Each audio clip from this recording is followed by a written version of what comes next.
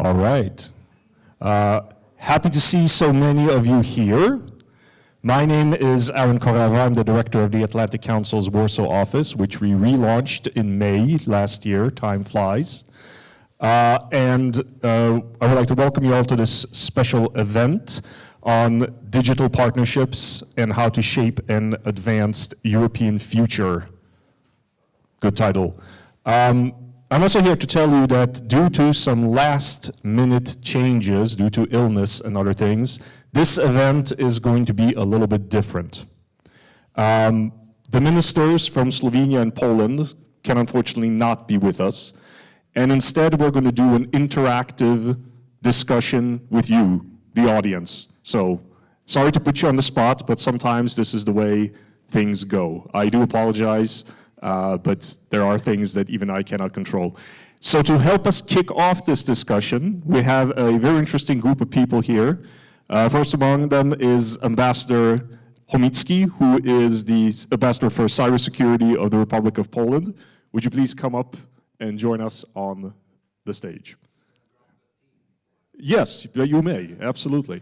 We also have from Google, Mrs. Jagoda Zakrzewska, and from the Kościuszko Institute, Mrs. Ewelina Kasprzyk. We will not do a long, yes, please give them a big round of applause, everybody, because they decided to help us at the last moment.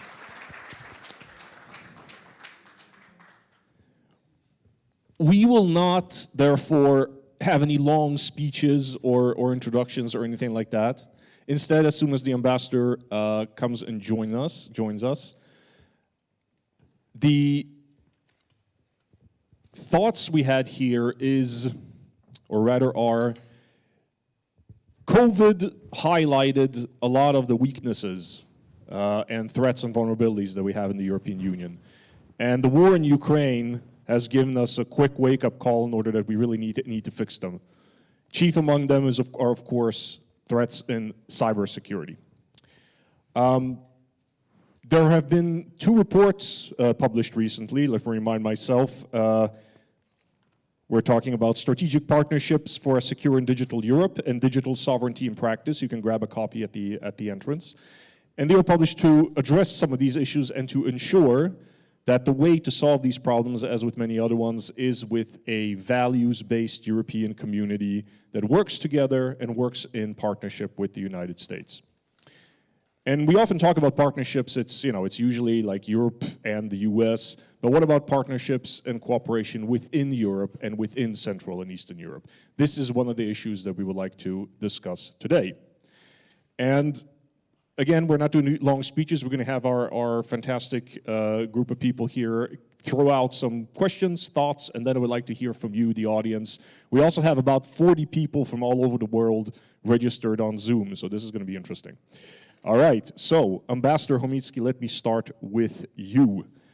Give us a little kickoff and tell us a little bit about what are the main challenges to the digital challenges in Central Eastern Europe, and what are we doing? Are we doing what we should be doing? What is the EU doing? Give us a little kickoff, Ambassador, please. Good morning, good morning to everyone. It's a bit of a surprise that I'm here at the spot. I prepared my papers in this kind of not very elegant, not black leather, but worn-off paper folder.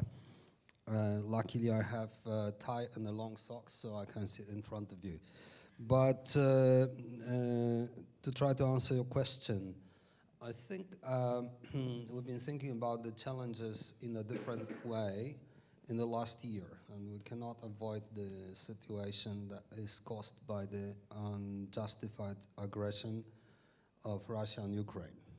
And it has a lot of repercussions, but also for our thinking about the future of the digital world as well. So in that context, I think some processes which seem to be difficult or some understanding difficult to achieve between partners in the Western world might be easier to be achieved in the face of Russian aggression, which is also taking place in the cyberspace.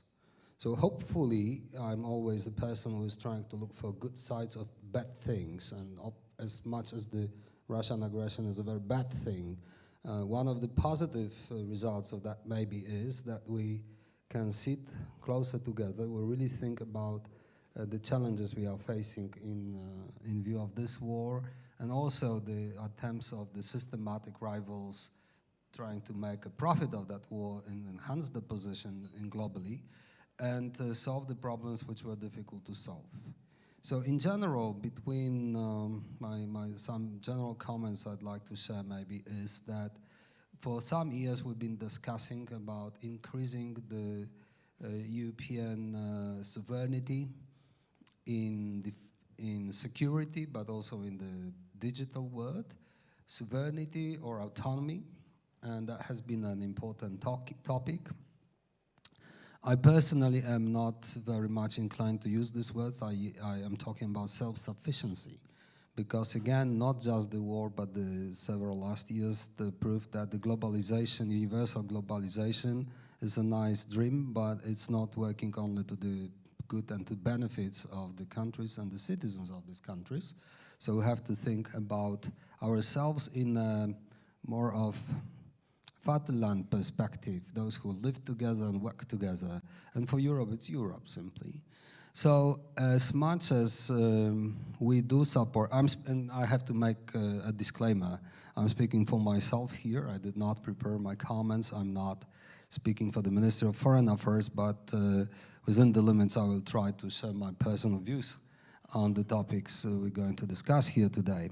So in that topic, in that context, I want to say that it is fully understandable, and I think it is understandable not only to our adversaries, but also to our partners and our allies, like the USA and other countries outside Europe, that Europe wants to increase our self-sufficiency, let me use this word, when it comes to digital economy, digital markets, the digital resources, digital norms, regulations, and it's only to be accepted by our partners. In the very same time, I am, and Poland is stressing it often, we can't do it at the expense of transatlantic relationship. We cannot do it against the interests of mutual interest between Europe and the US, Canada, other like-minded countries, which are generally the same. The interests are to secure safe, open internet, safe, open digital field in which we can all together work to increase the efficiency of our economies, to increase our stability, to increase our safety in the cyberspace, and we can only achieve it if we work together. So sometimes I'm saying the cybersecurity is the most internationalized part of any security. There's no borders to observe. We can't see our enemies attacking us unless we see the results of that. We can't sometimes attribute these attacks because they go through many territory servers, very difficult. So this is a proof of the need to work together. And for us in Europe, for our partners and allies in the US, in Canada, and other countries, on one hand seems obvious that we have to work together if we want to defend ourselves against the growing threats coming from cyberspace. In the same time, we have our own interests, we have our own traditions, we have our own legislative frameworks, and that needs to be taken into account. We also cannot resign from the Europe's ambition to develop our economy based on digital technologies, innovative technologies. For that reason, for example, one of the many steps taken, practical steps taken by the European Union was the creation of the European Cybersecurity Competence Center in Bucharest, in Romania. And we need to put together the resources. Why? Because the biggest companies in the world, in the digital world, are not from Europe. They're either from America or from China, but not from Europe. Even the biggest European companies are relatively small if we compare the position to the other position in the market. So I'm about to conclude that. But we need to have the understanding of our partners that this is a legitimate need of the Europeans to work together, to put our resources together, and to increase our position in the global market, digital market. Because the digital market is the one which will decide about our position in the future. I mean, the digitalization of all technologies is as a fact. All innovative technologies are digitalized, and because of that, they also have the cybersecurity layer inbuilt in them. They should have an inbuilt layer of cybersecurity in them, which is another proof why we need the international cooperation. And there will be competition, but it should be a healthy competition. And the decision makers in all countries need to make understanding that this competition should not be an obstacle to sit together and work together to face the common threats, to build our common resilience and response.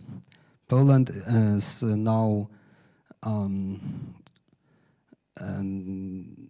the spirit movements of increased response tools within the cyber diplomacy toolbox of the European Union. We want to increase some more severe instruments in the cyber diplomacy toolbox on the level of the European Union, but we also discuss it with our American partners or the formerly European Union members like the UK on how we can coordinate the implementation of these tools in the future. But back to the economy side and coming back a little bit to the Central and Eastern Europe. Our position here is even more difficult because our companies are even smaller, our resources are smaller, and we cannot be left out of these processes that are the main trends building the digital economy. So the European Union gives us a context, regulatory context and financial context, let's hope, with the European, for example, this ECCC, European Cybersecurity Capacity Center, should be an institution pulling together smaller companies and bigger companies from various European countries, making them work together to increase their innovativeness and increase their effectiveness, and to help them scale them up, right, for the purpose of the European position. But again, and this is and for Polish companies, for the smaller countries than Poland in the Central and Eastern Europe, it's even more important that there is a framework which tries to help them, not only by offering some money, but also creating regulatory environment when cooperation between companies from various European countries is an incentive. There's an incentive for creating such cooperation to help them to scale them up and then become players in the market. But again, and this is, I want to repeat what I said before, this cannot be seen by our US partners and other like-minded partners as an act of war or the harsh competition in the digital market. And I hope it is not. The United States government has published on March 1st the new strategy for cyber, and I read the strategy, and there's a lot of space given to the international cooperation, the need to work with partners to secure the cyberspace as we want it to be, based on the same shared values, but also to mitigate the threats, to respond to the bad players, the malicious actors, and it stresses strongly that it can be only done with partners in coalition with the partners.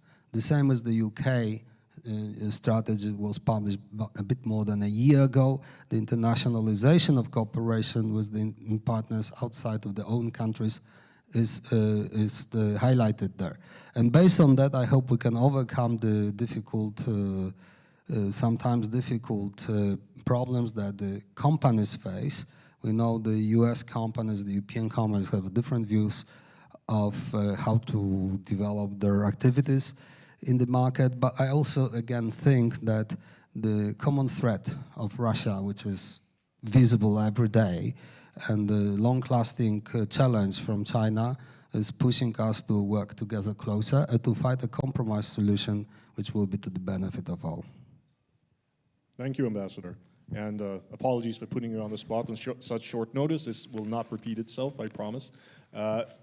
You mentioned cooperation, and therefore, Evelina, I would like to kick it over to you, because you co-authored one of the reports that I mentioned in the beginning.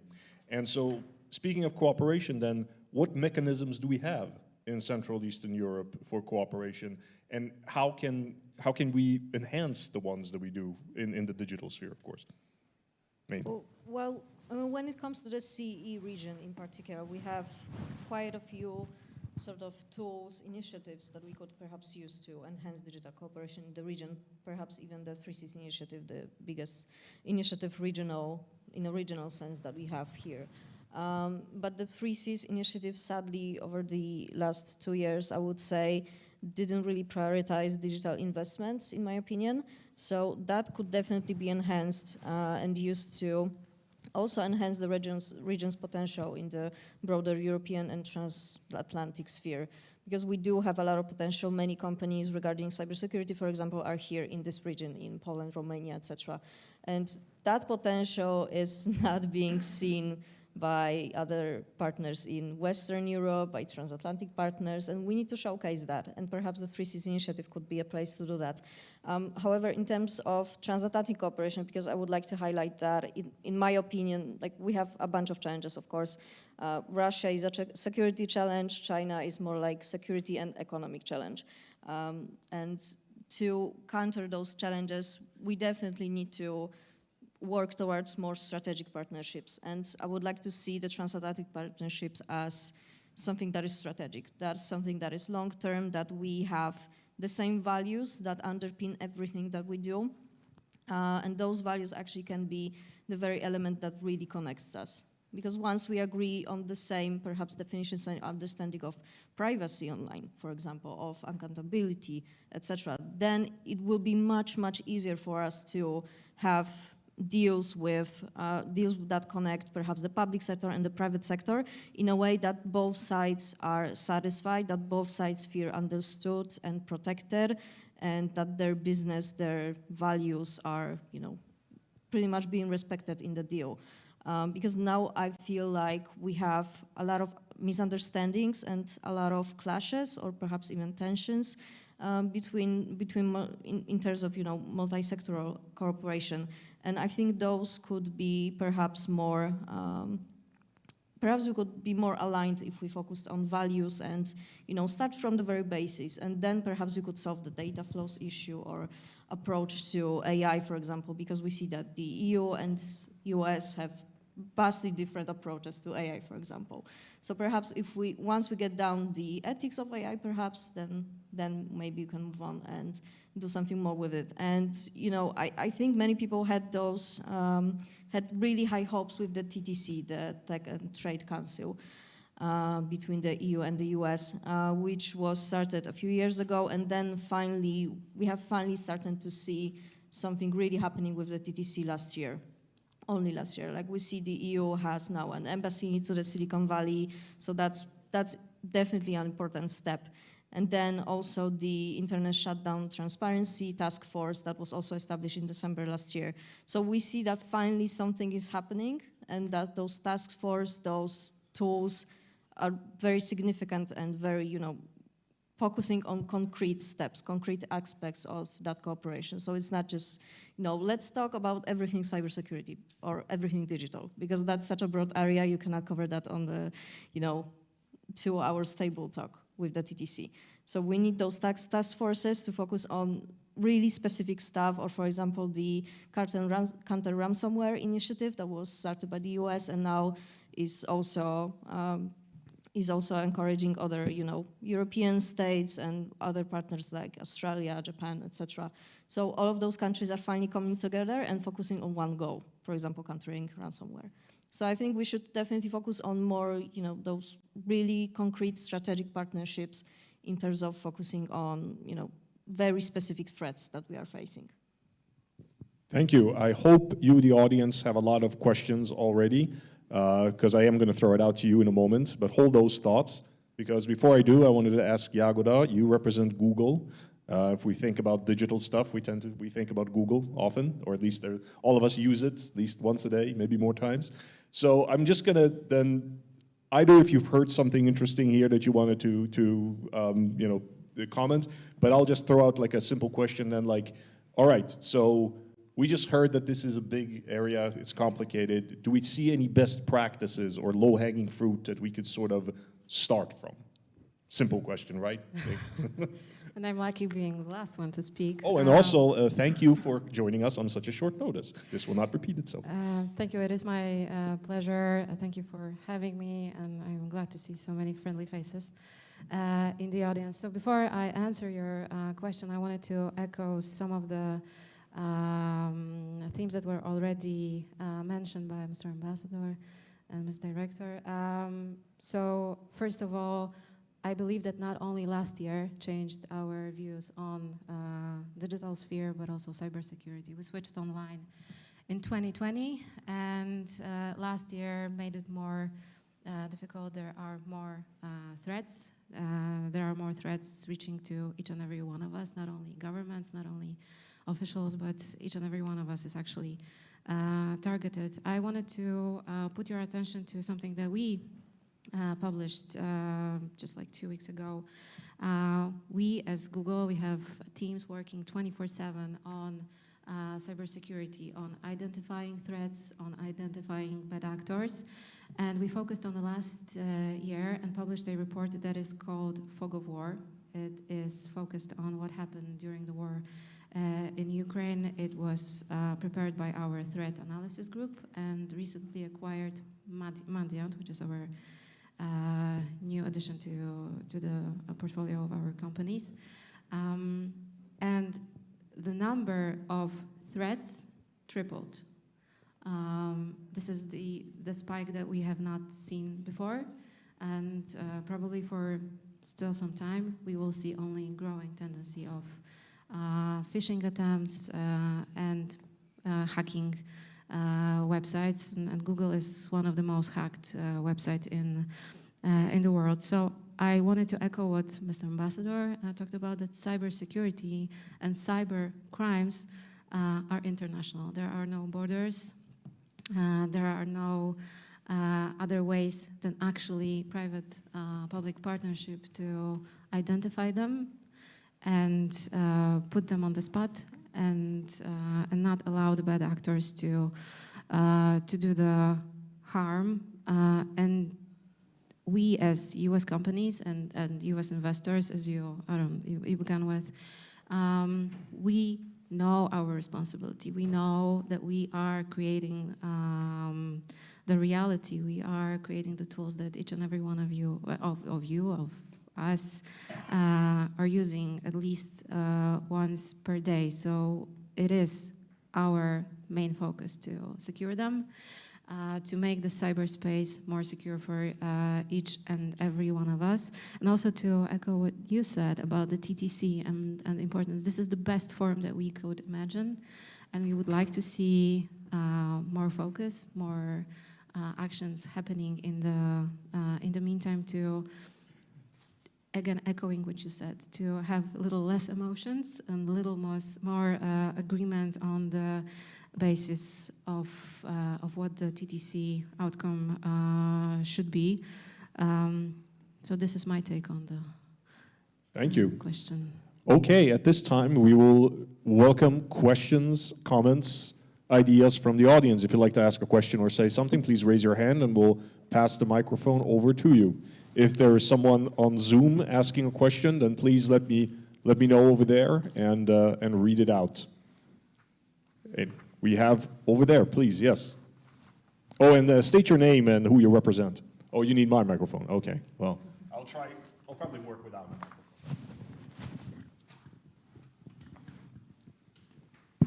Thank you. Can you hear me? Yeah. Yes. Maciej Bukowski, Institute of Europe, formerly advisor to Poland's Minister of Climate and Environment. My question, I think, to all of you is, broadly speaking, what is your take on cyber warfare with regard to energy security?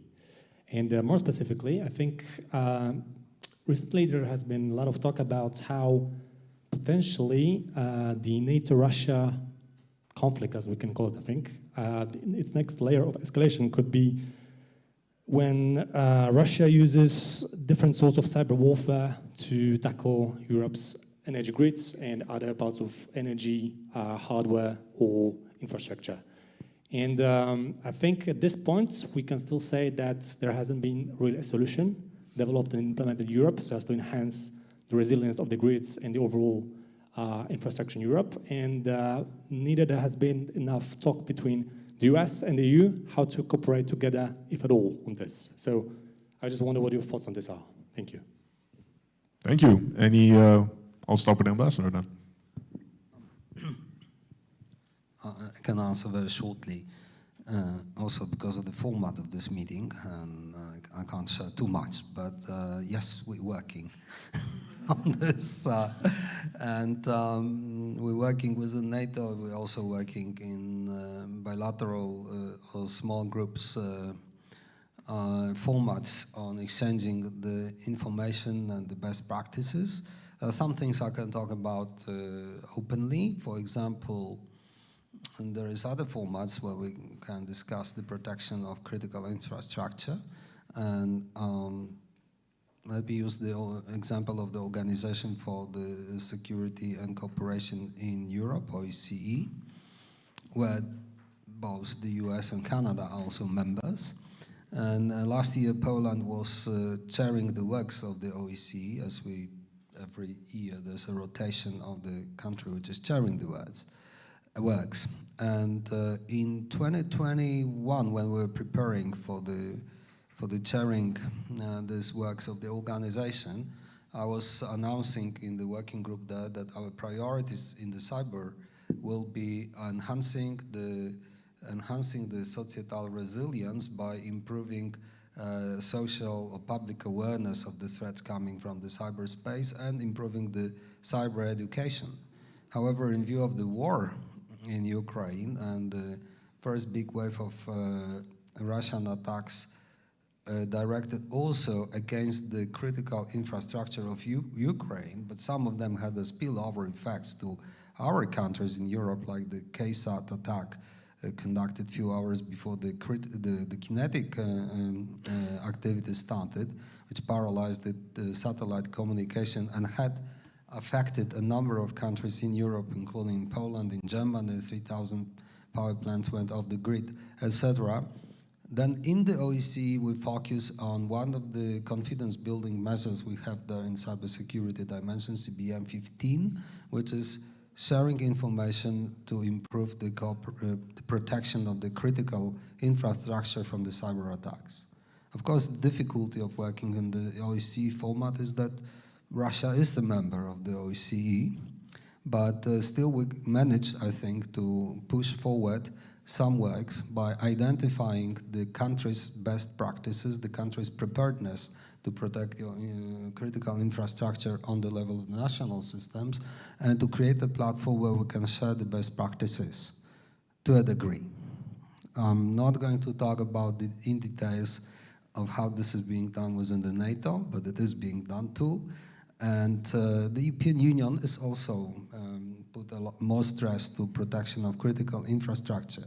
But what I want to finish with this intervention is that this is primarily the responsibility of a given country to protect its own critical infrastructure.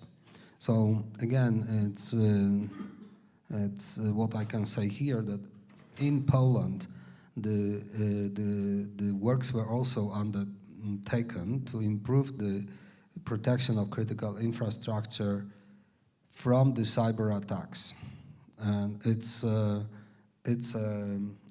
quite complex and large task.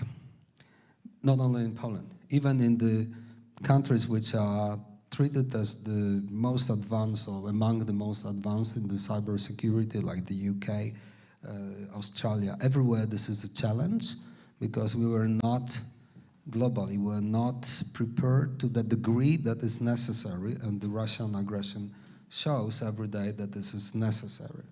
By the way, my personal comment is that the wave of the Russian kinetic attacks on the Ukrainian critical infrastructure that started last year, the constant bombing of the power plants, etc., was also the result of that the Ukrainian cyber defense was more effective than Russia expected. And they tried to put them off the grid by using cyber tools that didn't work that much, so that they focused their kinetic attacks on the critical infrastructure of Ukraine. So it's just a side comment.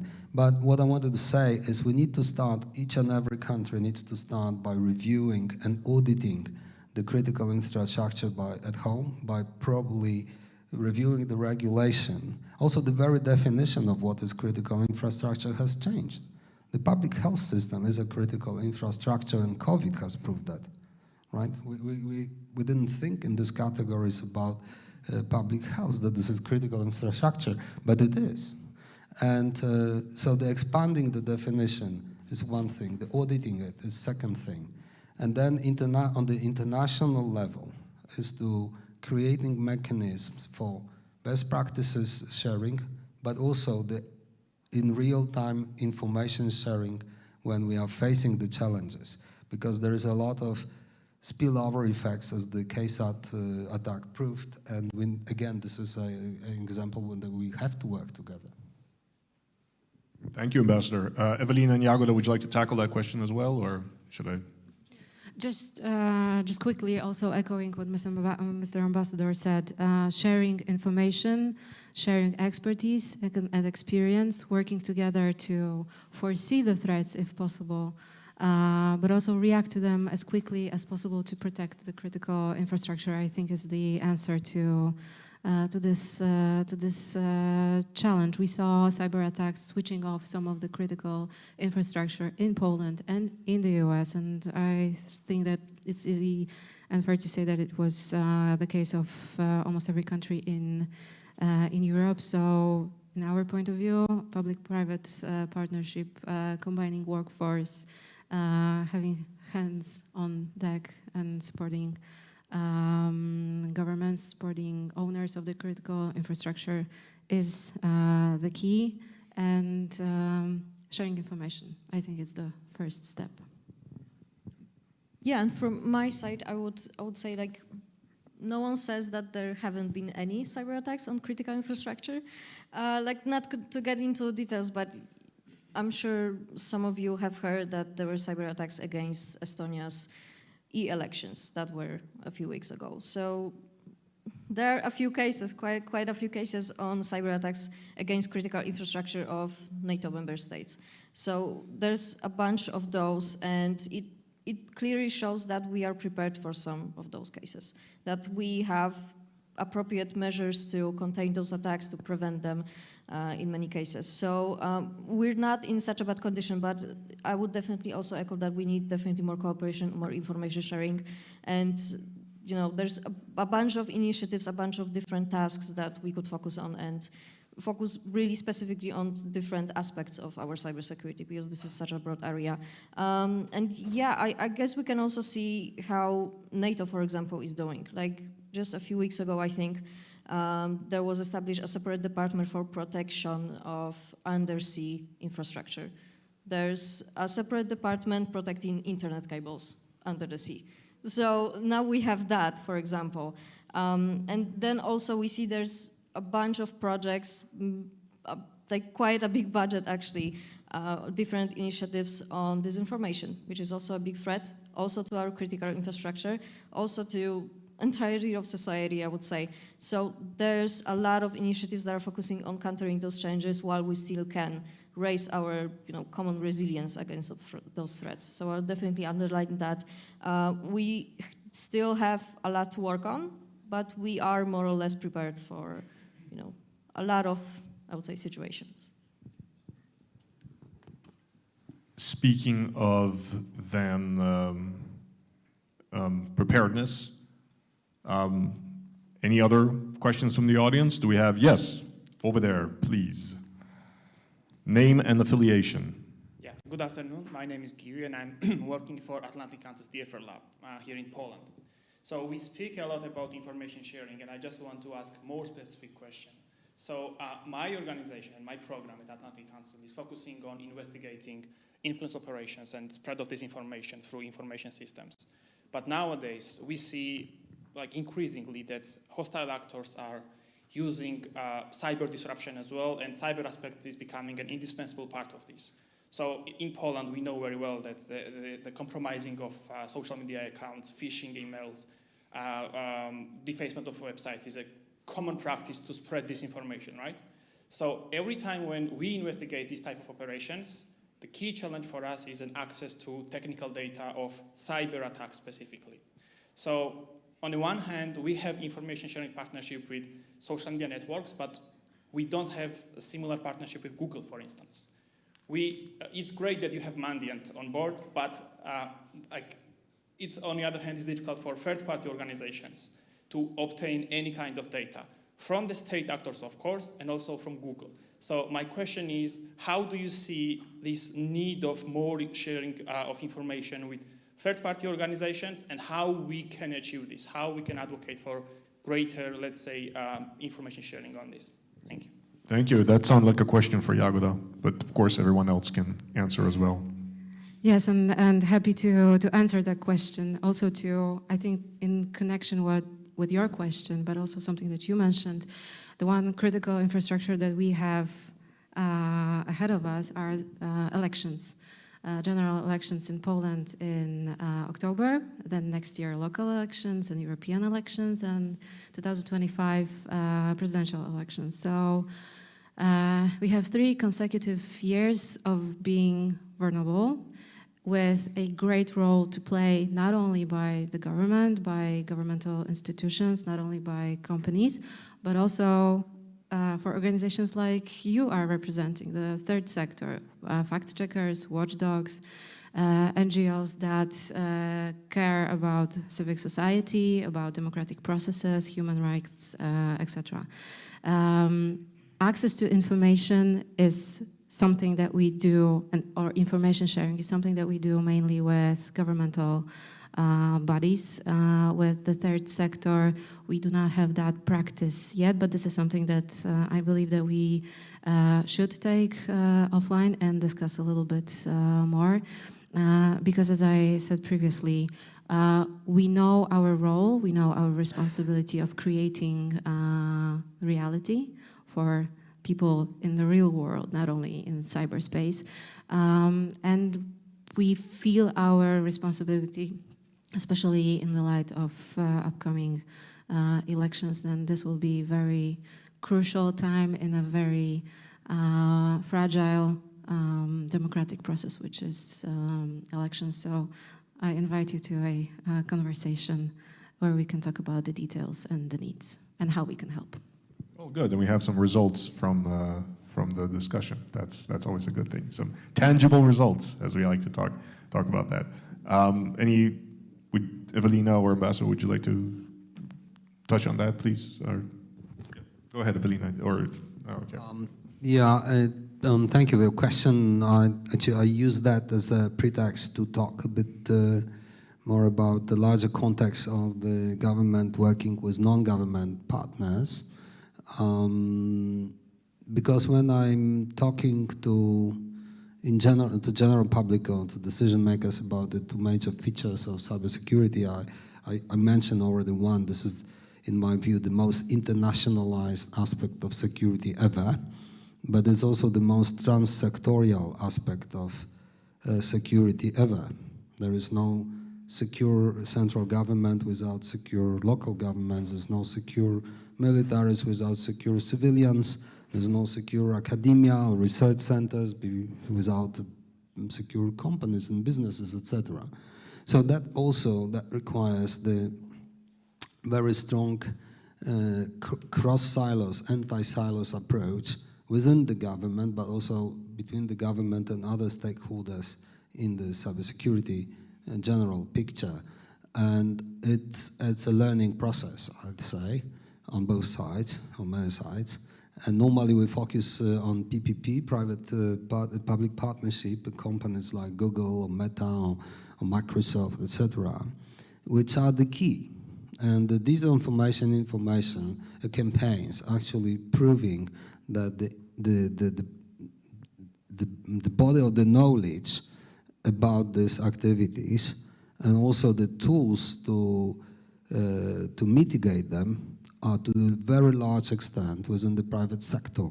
And this is no other way but to have a close cooperation with the private sector if we want to stop it or mitigate it or to increase the resilience.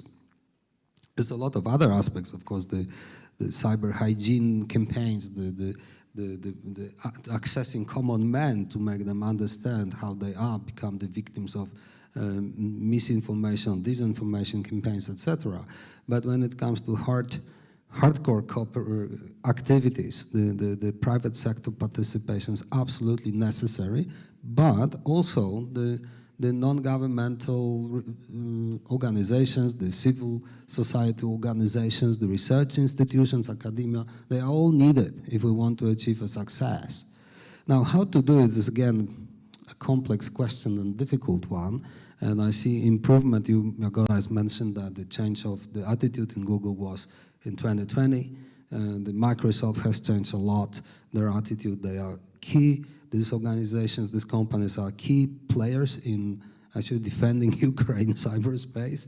And also, it is also resulting in a better cooperation, not just in the context of the ongoing war, but on many other aspects, and it is a good thing. It's a cross-sector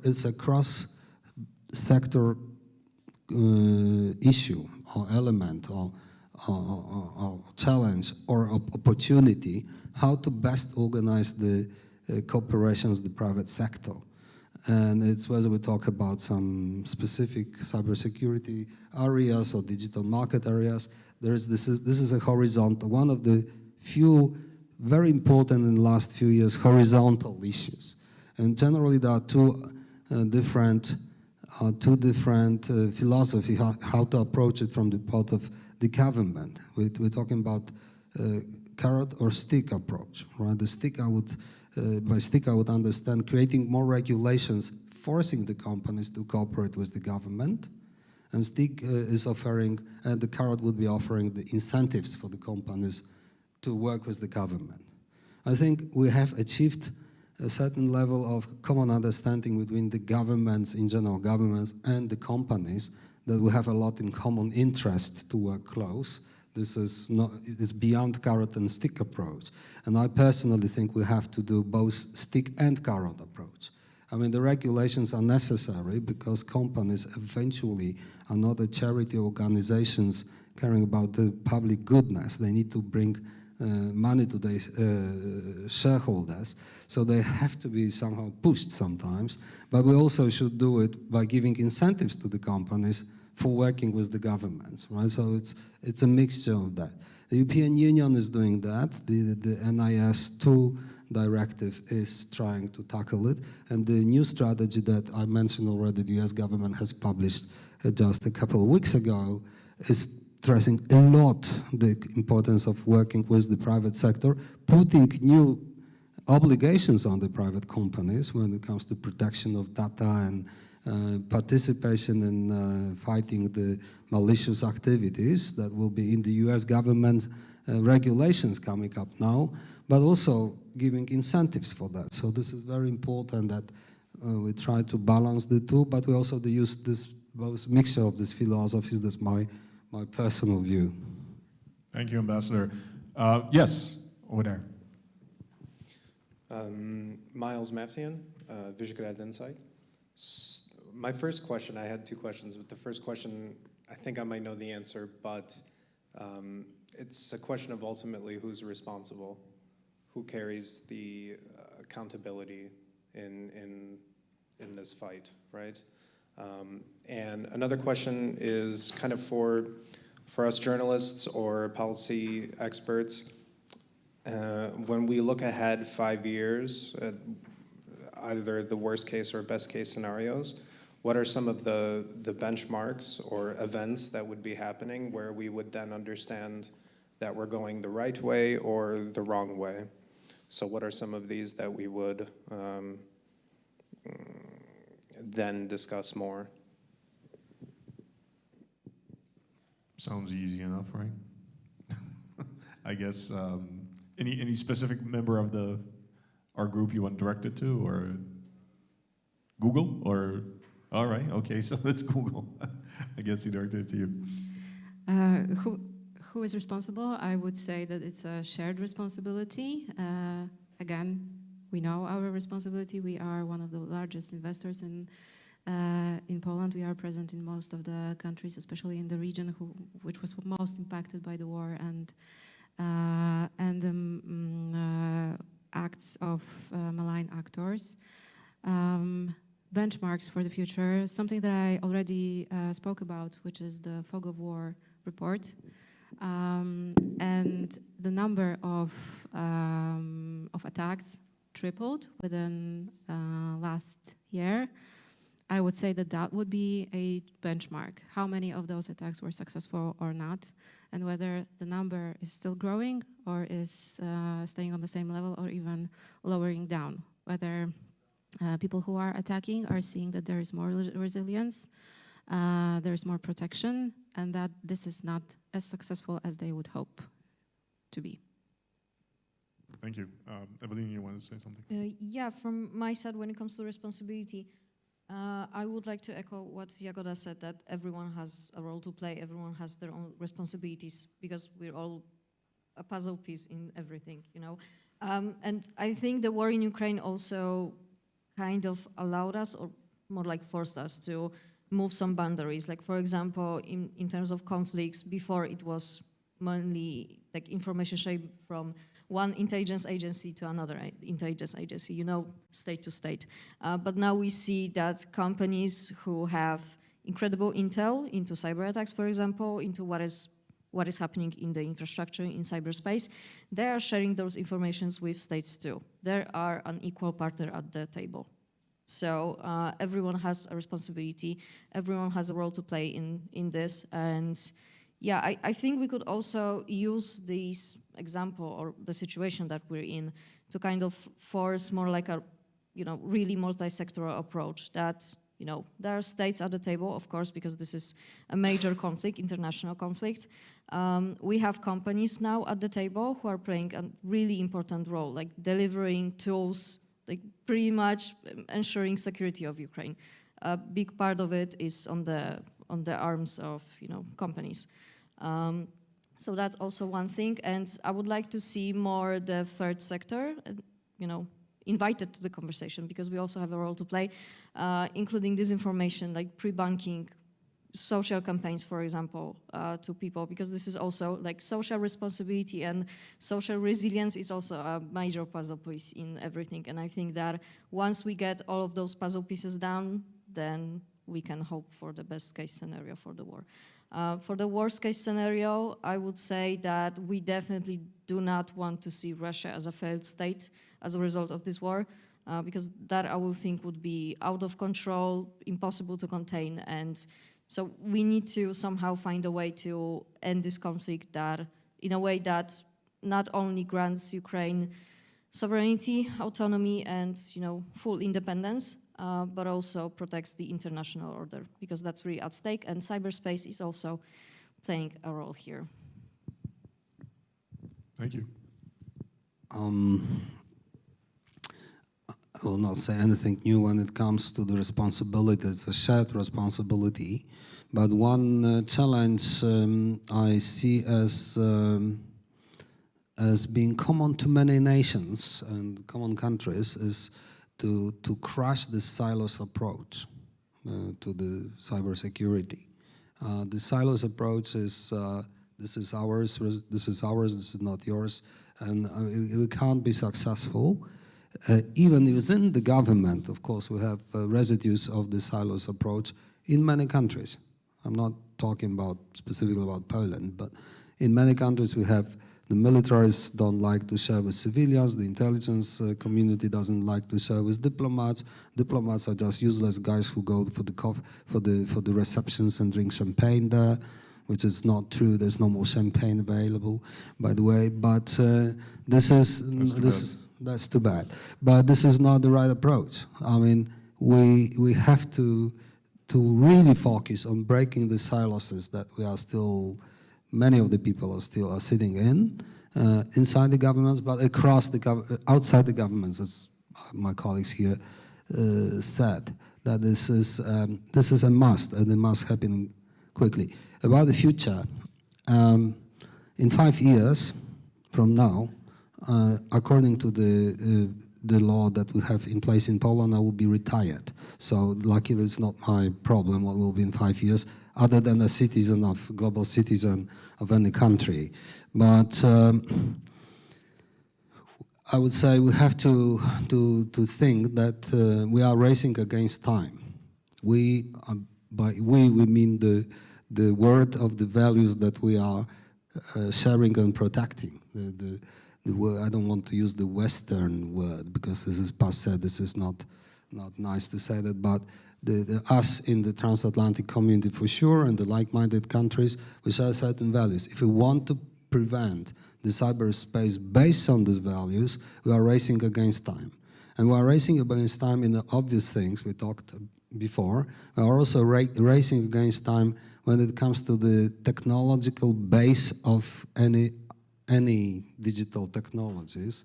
We are facing challenges from the strategic rivals. And you know, I was 6 years ambassador of Poland to China. I really dedicated a lot of work of my embassy and myself to develop relations with China, because I think it is necessary for diplomats is to build the relations, not to destroy them, right? But if we want to be a partner, whether we talk about China or Russia or whatever, we need to be strong. And this strength in anything which is cyber or digital related is eventually based in technology. So we really have to sit together and work that we develop enough semiconductors factories in our part of the world to develop these technologies, to use some shortcut. But there is other aspect, this is last element I wanted to mention about that, because it's always very often neglected by the specialists of digital economy or the cybersecurity. It's the international community outside of those being in the conflict. It's we not live in the vacuum space. Right? There is a world outside of the transatlantic community and our adversaries. And this world is still about 170 countries, right? And these countries, they do exist. And we need to think about them, and we need to work with them in several aspects. The very practical aspect is, because what I said at the beginning, there is no borders in cybersecurity. These countries, their territories can be used to conduct malicious operation against any country in the world, including all of us sitting here. So we've seen the attacks on Albania, on Costa Rica, on large-scale attacks. These countries can be not only victims, but they can be used to attack us. So it's in our common interest that we spread the cybersecurity outside of our realm of cooperating countries to these other countries, because it's for our own safety, not only because this is nice. This is nice to help others, but this is also our vital interest. And how to do it is also, and this is the last element of this part, is that we often have still very sectorial or very narrow seeing of the things. What I mean here is not, I'm not talking about silo seeing, but I give you an example of the processes which are taking place within the United Nations framework. We have several processes concerning cybersecurity going on in the UN framework. The first committee, we have discussions on the responsible state behavior in the cyberspace. This is the ongoing work for many years now in different formats, where states are discussing about the applicability of the international law to the cyberspace, about voluntary agreed in 2016-11 norms of the state behavior, how to operationalize it, how to build confidence building measures, how to help capacity building. And these discussions are very, very difficult because of Russia's role, first of all, but China, Iran, other countries.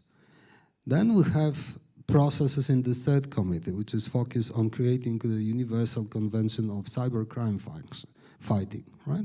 And then, of course, we have a Budapest Convention in Europe, but also outside Europe. Currently, 70 countries signed up for the Budapest Convention. We were saying we have a good instrument, just invite other countries to join it. No, Russia and China wanted to have, specifically Russia wanted to have another universal convention. But why? That's because they want to create a universal regulations in which it will be possible to have, for the authoritarian regimes, full control over their citizens. It will be possible to limit access to information. It will be possible for them to prosecute people through the cyber instruments because they have different views. And they tried to do it in the first committee. When they failed to do it in the first committee, they tried to implement the same solutions in the discussions about cybercrime. And there is a third leg of the UN-related activities, specialized agencies like ITU. ITU seems to be a very technical organization, the oldest international organization in this realm, dating back to 19th century, which is setting standards for internet, telecommunications, etc. So people always said, oh, this is something technical. It's not for cyber specialists, it's not for politicians, not for diplomats. Yes, it is. Because through the technical standards, through the certificates, you can influence now the framework of what's going on in the digital space, in the cyberspace. And finally, we started to understand it, that for countries which are our adversaries, this is all coordinated activities, whether we talk the first committee, third committee, ITU, they coordinate these activities because they have a long-standing goals of changing the reality, the legal and normative framework of what we're doing in the cyberspace. Sadly, many countries are not seeing that because we have specialists in cybercrime, we have specialists in state behavior, malicious activities, we have technical specialists to do ITU. And this is the role for diplomats, for example, for diplomats who can see across. So my job, and my colleague here, Mirek's job is to make my colleagues who are dealing separately with all this process to understand that this is, in fact, one process trying to eradicate our values and the values-based cyberspace. So if we fail to convince these 170 countries outside of the conflict, if we fail to help them to understand why our values are more important or better for them, why this cyberspace based on our system, based on our principles and rules, is better for them, then we will be outvoted in the UN, and then we will adopt, the UN adopt, the universal laws or conventions that will be working against our system of values. That's why reaching out to the other countries, the outreach activities, I don't want to start a new discussion how to do it and why we were not doing so well and why we need to change the paradigm of how we talk with this we call it sometimes middle ground countries, which is I'm discussing with the US, UK, and other partners now how we shall change the narrative. If we fail, then in 5 years, and this is to respond to your question, in 5 years we may have some universal conventions adopted in which we will find out that our rules are eradicated. Thank you, Ambassador. That was a good way, I think, of summing this up. We cannot fail. Good to know that are some tangible results. On behalf of the Atlantic Council, I would like to thank you all for coming here, give you back some of your precious time. It's a beautiful day, so go out in the sun and enjoy. Yes, sorry, do we have... Oh, we have one more. No? Oh, please. No. Go ahead, please. I didn't see. Okay, maybe Sebastian Puchennik, Center for Eastern Studies. Just a question maybe close to that issues of security which have been discussed here, because as I understand this discussion, the digital partnership is understood as something very much connected with the issue of security. But I think we should remember about economy and specifically about the modus of competition between United States and Europe if we want to develop this partnership. And well, it's clear that we have a very strong asymmetry in this area, in the area of digital industry. And the development of AI just confirms this. And my question is, which modus of this competition and cooperation, which will then extend to security issues, will dominate in the future? First, Europe will see its digital competences as an area of infant industry, something that we need certain protectionism, and we need time to invest and develop our capacities in this area and our own standards. This is one option. Another option is we accept the dominant player from the United States and their fabulous technologies, but for more voice when we are talking about regulation and new rules in this industry. So my question is, which tendency might prevail in the future? Thank you. Well, okay, that sounds like a question on strategic autonomy versus strategic partnership, which I do hear Google talking about every now and then, Jagoda. And he also mentioned economy, so over to you. Thank you. Thank you for this question. I believe, speaking on behalf of the company, and also I do focus on the economy issues and effects of our investments and presence in different countries. Our trust is within TTC.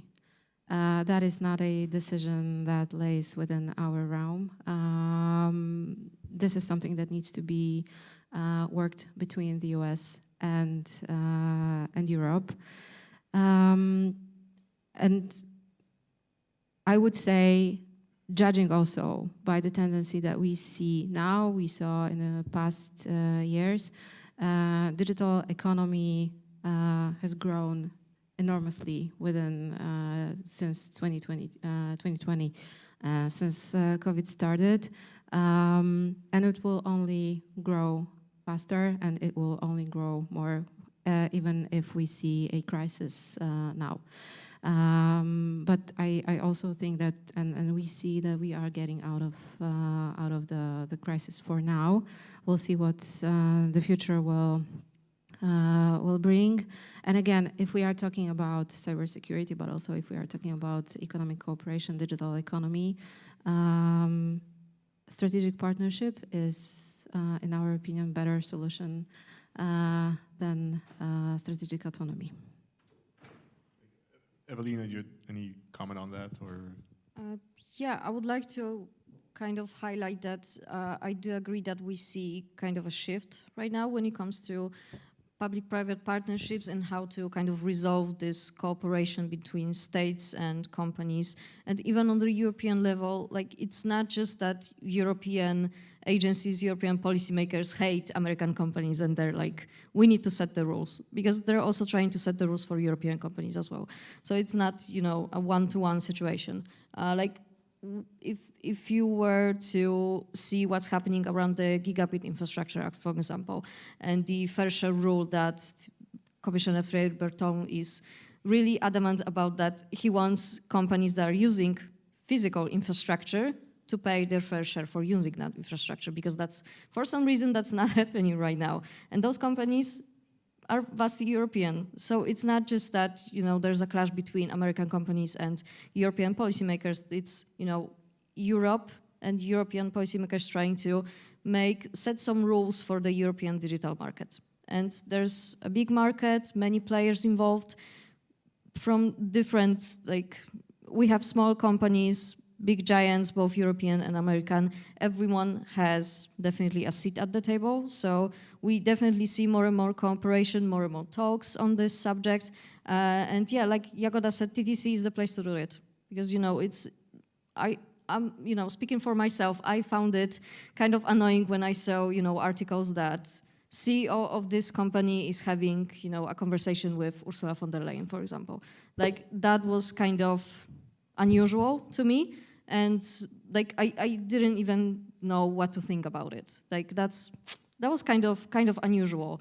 Not really how the conversation were going in the past. And we see that happening around 2020 really often, I would say. And now, as the TTC is finally starting to, meet even more often, setting some rules, etc. So now it's, a big entity, political entity, talking to another political entity, minding companies from both markets, business. So I would love to see more of that as well. Thank you, Evelina. Since I kind of sort of promised those of you who looked like you were anticipating the end of the event, then on that note, we are going to end it. Thank you again for coming. I do apologize for this. I would like to thank our panelists, specifically Ambassador Chomitsky and Jagoda, because they were invited here as an audience, and they agreed to just jump on here on such a short notice. Give them a big round of applause, everybody, please.